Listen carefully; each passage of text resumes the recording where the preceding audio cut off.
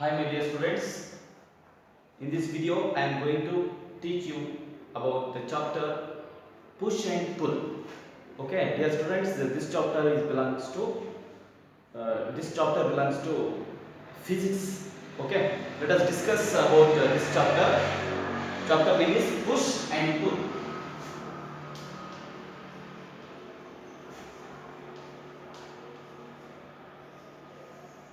Yes, in this chapter we are going to learn about the definition of push and pull, force, effects of force and types of force. Okay, I will mention here, observe here, definition of push and pull.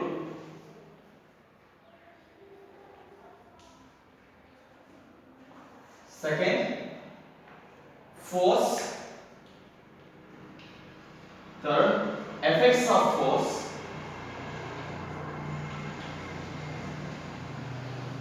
And types of force. In this chapter we are going to discuss about these four important points: definition of push and pull, force, effects of force, types of force. Okay dear students, let us discuss one by one. Let us take definition of push and pull first. Okay, in our daily life we come across by hearing these words push and pull. ನಮ್ಗೆ ಗೊತ್ತಿದೆ ಅಲ್ವಾ, push and full ಅನ್ನುವಂಥ ವರ್ಡನ್ನ ನಾವು ಕೇಳಿದ್ವಿ. ಎಲ್ಲಾದ್ರೂ ಬ್ಯಾಂಕಿನ ATM ಅಲ್ಲಿ ನಾವು ಎಂಟ್ರಿ ಆಗುವಾಗ ಅಲ್ಲಿ ಏನು ಬರೆದಿರುತ್ತೆ, ಪುಷ್ ಅಂತ ಬರ್ತಿರುತ್ತೆ, ಕೆಲವೊಂದು ಇದರಲ್ಲಿ ಪುಲ್ ಅಂತ ಬರ್ತಿರುತ್ತೆ.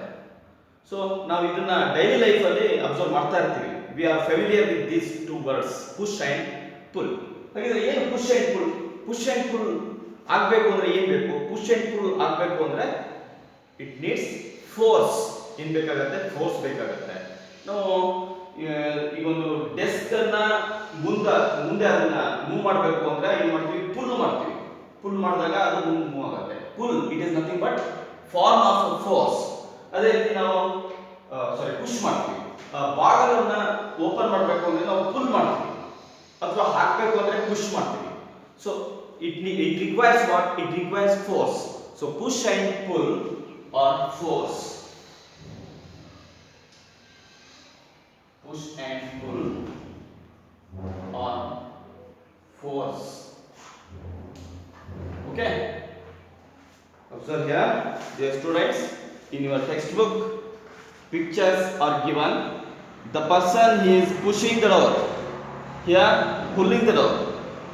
This is the example for push. This is the example for pull. We push drawer to shut it. We push table to move. We push a person on a string.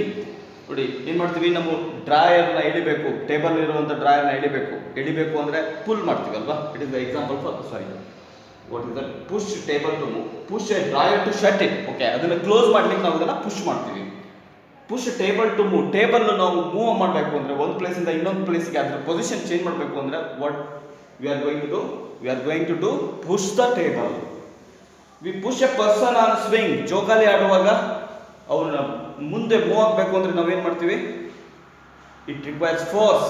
So it is the form of force, that is what push ಮಾಡ್ತೀವಿ. While throwing or kicking a ball, we are pushing it. ನಾವು throw ಮಾಡಬೇಕಾದ್ರೆ ಅಥವಾ ಬಾಲನ್ನು ಒದಿಬೇಕಾದ್ರೆ ಅದಕ್ಕೆ ಏನು ಬೇಕಾಗುತ್ತೆ? Force ಬೇಕಾಗುತ್ತೆ. ಆ ಫೋರ್ಸನ್ನು ತಳ್ಳುವ ಫೋರ್ಸ್ ಏನಿರುತ್ತೆ, ತಳ್ಳುವ ಫೋರ್ಸನ್ನು ನಾವು ಪುಷ್ ಅಂತ ಕರಿತೀವಿ. ಎಳೆಯುವ ಫೋರ್ಸ್ ಏನಿರುತ್ತೆ ಅದನ್ನು ಪುಲ್ ಅಂತ ಕರಿತೀವಿ. ತಳ್ಳುವುದು ಪುಷ್, ಎಳೆಯುವುದು ಪುಲ್. ಸೊ ತಳ್ಳುವುದು ಮತ್ತು ಎಳೆಯುವುದು ಇವೆರಡು ಏನು? I mean push and pull are the forces. Yes, here are the example given. We pull drawer to open it. ಅಲ್ಲಿ ಶಟ್ ಮಾಡುವಾಗ ಪುಷನ್ನು ಅಪ್ಲೈ ಮಾಡಿದ್ವಿ. ಇಲ್ಲಿ ಡ್ರಾಯರ್ನ ಓಪನ್ ಮಾಡುವಾಗ ನಾವು ಪುಲ್ಲನ್ನು ಅಪ್ಲೈ ಮಾಡ್ತೀವಿ, ಅಂದರೆ ಫೋರ್ಸನ್ನು ಅಪ್ಲೈ ಮಾಡ್ತೀವಿ. ಅದು ಯಾವ ಫಾರ್ಮಲ್ಲಿ? ಪುಲ್ಲಲ್ಲಿ. We pull a fridge door to open it. ಫ್ರಿಡ್ಜಲ್ಲಿ ಏನೋ ಒಂದು ಇಟ್ಟಿರ್ತೀವಿ, ಅದನ್ನು ಬೇಕಾದಾಗ ತಗೊಳ್ಳುವಾಗ ನಾವು ಏನು ಮಾಡ್ತೀವಿ? ಅದನ್ನು ಆ ಡೋರನ್ನು ಓಪನ್ ಮಾಡುವಾಗ ಏನು ಮಾಡ್ತೀವಿ? ವಿ ಅಪ್ಲೈ ಪುಲ್, ಎಳಿತೀವಿ ಅದನ್ನು. So it is the form of force.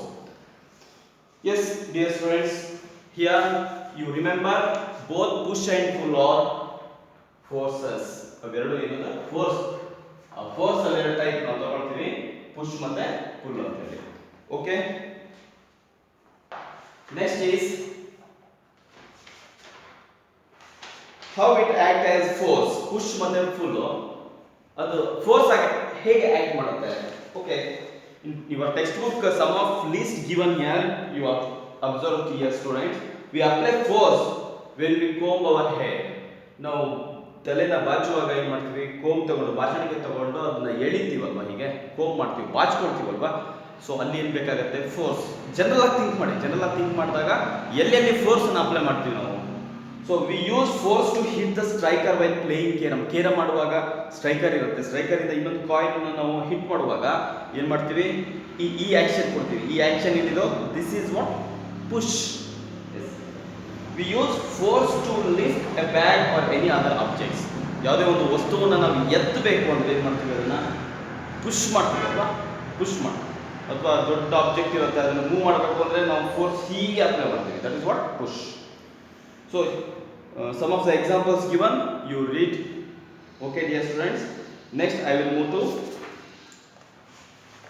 effects of force. Next is effects of force. So hope you understood push and pull. I have given you some of the examples. First point, you need to remember these two are form of forces, push and pull. Next, push and pull effects, I mean force effects, effects of force. Now we are going to learn about effects of force.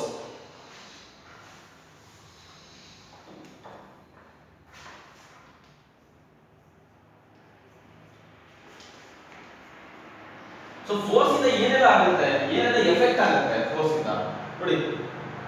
First one, force can make an object move. ಈಗ ಇಲ್ಲೇ ನೋಡಿ, ಇದು chalk piece ಇದೆ, ಈ chalk piece move ಆಗಬೇಕು ಅಂದ್ರೆ ನಾನು ಏನು ಮಾಡ್ತೀನಿ, ಫೋರ್ಸನ್ನು ಅಪ್ಲೈ ಮಾಡ್ತೀನಿ. ಮೂವ್ ಆಯ್ತಲ್ವಾ, ಮೂವ್ ಆಯಿತು. ಸೊ ಮೂವ್ ಆಯಿತು. ಸೊ ಬೈಸಿಕಲ್ ಒಂದು ಪ್ಲೇಸಿಂದ ಇನ್ನೊಂದು ಪ್ಲೇಸಿಗೆ ನಾವು ಅದು ಮೂವ್ ಮಾಡಬೇಕು ಅಂದರೆ ನಾವು ಏನು ಮಾಡ್ತೀವಿ, ಪೆಡಲನ್ನು ಪುಷ್ ಮಾಡ್ತೀವಿ. ಸೊ ಫೋರ್ಸನ್ನು ಅಪ್ಲೈ ಮಾಡ್ತೀವಿ. ಫೋರ್ಸಿಂದ ಏನಾಗುತ್ತೆ, ಒಂದು ಆಬ್ಜೆಕ್ಟು ಮೂವ್ ಆಗುತ್ತೆ. Yes. Second one, force can stop moving object. ಈಗ ಒಂದು ಬಾಲ್ ರೋಲ್ ಆಗ್ತಾ ಇದೆ, ಬಾಲ್ ರೋಲ್ ಆಗ್ತಾ ಇರುವಾಗ ನಾನು ಹೋಗಿ ಅದ್ರ ಮೇಲೆ ತಕ್ಷಣ ಕಾಲು ಇಡ್ತೀನಿ ಮೇಲೆ. ಸೊ ಏನು ತಕ್ಷಣ ಕಾಲು ಇಡೋದು, ದಟ್ ಈಸ್ ದ ಫೋರ್ಸ್. ಆ ಫೋರ್ಸ್ ಏನು ಮಾಡ್ತದನ್ನ, ಆ ಬಾಲ್ ಮೂವ್ ಆಗ್ತಾ ಇರುವಂಥ ಬಾಲ್ ಏನು ಮಾಡುತ್ತೆ, ಬಾಲನ್ನು ಸ್ಟಾಪ್ ಮಾಡುತ್ತೆ. So second point, what is that, force can stop moving object. First one, force can make an object to move. ಒಂದು ಆಬ್ಜೆಕ್ಟ್ ಮೂವ್ ಆಗಬೇಕು ಅಂದರೆ ಫೋರ್ಸನ್ನು ಅಪ್ಲೈ ಮಾಡಬೇಕಾಗತ್ತೆ. That is the effects of force. ಫೋರ್ಸಿನ ಎಫೆಕ್ಟ್ ಇಂದಾಗಿ ಅದು move ಆಯಿತು ಅಂತ. ಸೆಕೆಂಡ್ ಒನ್, ಒಂದು ಮೂವ್ ಆಗ್ತಾ ಇರುವಂಥ ಆಬ್ಜೆಕ್ಟನ್ನು ಸ್ಟಾಪ್ ಮಾಡಲಿಕ್ಕೆ ಫೋರ್ಸ್ ಬೇಕು. Is third one, force can change the direction of a moving object. ಈಗ ನೀವು ಕ್ರಿಕೆಟ್ ಎಲ್ಲ ಅಬ್ಸರ್ವ್ ಮಾಡಿರ್ತಾರೆ, ಕ್ರಿಕೆಟಲ್ಲಿ ಆಚೆಯಿಂದ ಒಬ್ಬ ಬಾಲ್ ಹಾಕ್ತಾನೆ, ಬಾಲ್ ಬ್ಯಾಟ್ಸ್ಮನ್ ಏನು ಮಾಡ್ತಾನೆ, ಆ ಕಡೆಯಿಂದ ಆ ಡೈರೆಕ್ಷನಿಂದ ಬರ್ತಾ ಇರುತ್ತೆ ಬಾಲ್, ಇವ್ನು ಏನು ಮಾಡ್ತಾನೆ, ಹಿಟ್ ಮಾಡೋದು ಅಂದರೆ ದಟ್ ಈಸ್ ದ ಫೋರ್ಸ್. ಆ ಬಾಲ್ ಮೇಲೆ ಫೋರ್ಸ್ನ ಅಪ್ಲೈ ಮಾಡ್ದ, ಆ ಡೈರೆಕ್ಷನ್ ಚೇಂಜ್ ಆಯ್ತು, ಆ ಬಾಲಿನ ಡೈರೆಕ್ಷನ್ ಆಯಿತು, ಹೀಗೆ ಬರುವಂಥ ಬಾಲ್ ಈ ಡೈರೆಕ್ಷನ್ ಬರುವಂಥ ಬಾಲ್ ಆ ಡೈರೆಕ್ಷನ್ ಮೂವ್ ಆಯಿತು. ಸೊ ಯಾಕೆ, because of effects of force. ಆ ಫೋರ್ಸ್ ಎಲ್ಲಿಂದ ಬಂತು, ಬ್ಯಾಟ್ ಹಿಟ್ ಮಾಡುವಾಗ ಫೋರ್ಸ್ ಅಪ್ಲೈ ಆಗುತ್ತೆ. Yes, force can change the shape of an object. ನೋಡಿ, ನೀವು ಮನೆಯಲ್ಲಿ ಟೂತ್ ಪೇಸ್ಟ್ ಯೂಸ್ ಮಾಡ್ತೀರಲ್ಲ, ಸ್ಕ್ವೀಸ್ ಮಾಡುವಾಗ ಆ ಪೇಸ್ಟ್ನ ಟ್ಯೂಬ್ ಏನಿದೆ ಅದ್ರ ಶೇಪ್ ಚೇಂಜ್ ಆಗುತ್ತೆ. ಮನೆಯಲ್ಲಿ ರೋಟಿ ಪ್ರಿಪೇರ್ ಮಾಡುವಾಗ, ಅಮ್ಮ ರೋಟಿ ಪ್ರಿಪೇರ್ ಮಾಡುವಾಗ ಹಿಟ್ ಇರುತ್ತಲ್ವ, ಬೋಟ್ಸ್ ಅಥವಾ ಫ್ಲೋರ್ ಅಂತ ಏನು ಕರಿತೀವಿ, ಆ ಹಿಟ್ಟನ್ನು ಶೇಪ್ ಚೇಂಜ್ ಆಗುತ್ತೆ. ಅದನ್ನು ನಾದ್ತಾರಲ್ವ, ನಾದುವಾಗ ಚೇಂಜ್ ಆಗುತ್ತೆ. ಸೊ ನೀವು ಕ್ಲೈ ಮಾಡಲಿಂಗ್ ಅನ್ನುವಂಥ ಒಂದು ಕಾಂಪಿಟೇಷನಲ್ಲಿ ನೀವು ಪಾಲ್ಗೊಂಡ್ರೆ ಅಲ್ಲಿ ಗೊತ್ತಾಗುತ್ತೆ. ಅಲ್ಲಿ ಏನಾಗುತ್ತೆ, clay that is the mud, ಅಂದರೆ ಅದು ಮಣ್ಣು, ಸಾಯಿಲ್.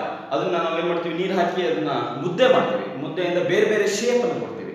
ಸೊ ಏನಾಗುತ್ತೆ, ಅಲ್ಲಿ ನಾವು ಅದನ್ನು ಸ್ಕ್ವೀಸ್ ಮಾಡ್ತೀವಲ್ಲ, that is the squeeze is form of the force. ಆ ಫೋರ್ಸಿನಿಂದ ಏನಾಗಿತ್ತು, ಒಂದು ಆಬ್ಜೆಕ್ಟಿನ ಶೇಪ್ ಚೇಂಜ್ ಆಯಿತು.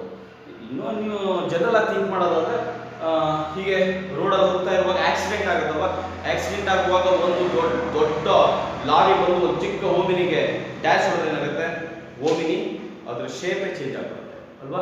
ಯಾಕೆ, ಅಲ್ಲಿ ಎರಡು ಪರಸ್ಪರ ಫ್ರಿಕ್ಷನಲ್ ಫೋರ್ಸ್ ಆಯಿತು. ಫ್ರಿಕ್ಷನಲ್ ಮುಂದೆ ಹೇಳ್ತೀವಿ, frictional force it is type of the force. So ಅವೆರಡು ಫೋರ್ಸ್ ಇಂದ ಏನಾಯ್ತು, ಆಬ್ಜೆಕ್ಟಿನ ಶೇಪ್ ಚೇಂಜ್ ಆಯಿತು. These are all effects of force. Okay, dear students, I will write on the board one by one. First one is force can make an object move. Force can make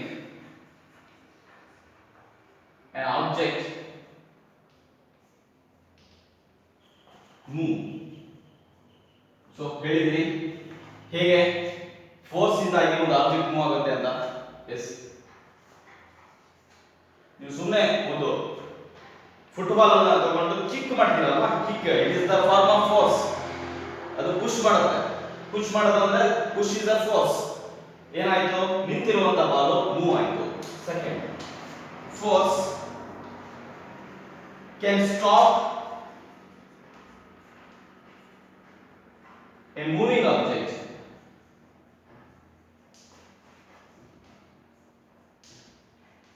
So second point ಏನು, force can stop a moving object. First one in opposite, ಒಂದು ನಿಂತಿರುವಂತ football move ಆಗಬೇಕಾದ್ರೆ ನಾವು force ಅನ್ನು apply ಮಾಡಿದ್ವಿ, kick ಮಾಡಿದ್ವಿ. So ಏನಾಯ್ತು, stop position, rest position ಇರುವಂತ football move ಆಯ್ತು. ಓಕೆ, ಅದೇ ಮೂವ್ ಆಗಿರುವಂತ ಫುಟ್ಬಾಲ್ ಅನ್ನು ಸ್ಟಾಪ್ ಮಾಡಬೇಕು ಅಂದ್ರೆ ಏನು, ಅದರಿಂದ ಯಾವುದೋ ಒಂದು ರೋಲ್ ಆಗ್ತಾ ಇದೆ ಬಾಲ್, ನಾನು ಬಂದ ತಕ್ಷಣ ಆ ಬಾಲ್ ಮೇಲೆ ಕಾಲು ಇಟ್ಬಿಡ್ತೀನಿ. ಸೊ ಕಾಲ್ ಏನ್ ಮಾಡ್ತೀನಿ, ಅದ್ರ ಮೇಲೆ ಪುಷ್ ಮಾಡ್ತೀನಿ, ಆಗ ಅಲ್ಲಿ ಫೋರ್ಸ್ ಅಪ್ಲೈ ಆಯ್ತು. ಆ ಫೋರ್ಸ್ ಇಂದ ಏನಾಯ್ತು, ಆಬ್ಜೆಕ್ಟ್ ಸ್ಟಾಪ್ ಆಯ್ತು, ಮೂವ್ ಆಗ್ತಾ ಇರುವಂತ ಆಬ್ಜೆಕ್ಟ್ ಸ್ಟಾಪ್ ಆಯ್ತು. Yes, third one, force can change the direction of a moving object. ನಾನು ಹೇಳಿದೆ ನಿಮಗೆ, ಕ್ರಿಕೆಟ್ ಇಂದ ಎಕ್ಸಾಂಪಲ್ ಕೊಟ್ಟೆ. ಬಾಲ್ ಅನ್ನು ಹಾಕುವಂತ ಡೈರೆಕ್ಷನ್, ಬ್ಯಾಟ್ಸ್ಮನ್ ಏನ್ ಮಾಡ್ತಾನೆ, ಆ ಬಾಲ್ ಬರುವಂತ ಡೈರೆಕ್ಷನ್ ಗೆ ಫೋರ್ಸ್ ಅನ್ನು ಅಪ್ಲೈ ಮಾಡ್ತಾನೆ, ಆ ಬಾಲ್ ನ ಡೈರೆಕ್ಷನ್ ಚೇಂಜ್ ಆಗುತ್ತೆ, ಬೇರೆ ದಿಕ್ಕಿಗೆ ಹೋಗುತ್ತೆ. Yes, force can change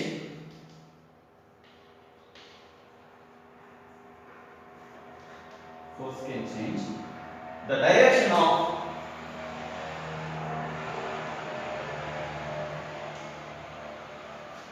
moving object. Move ಆಗ್ತಾ ಇರುವಂತ ಆಬ್ಜೆಕ್ಟ್ ನ ಡೈರೆಕ್ಷನ್ ಚೇಂಜ್ ಮಾಡುತ್ತೆ.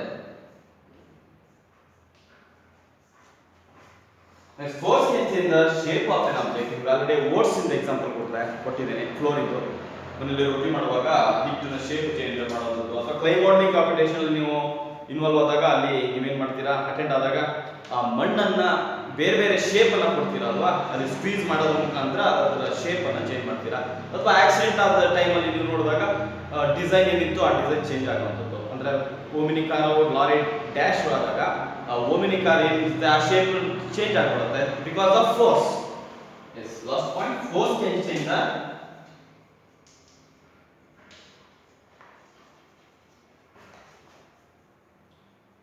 force can change the shape of an object.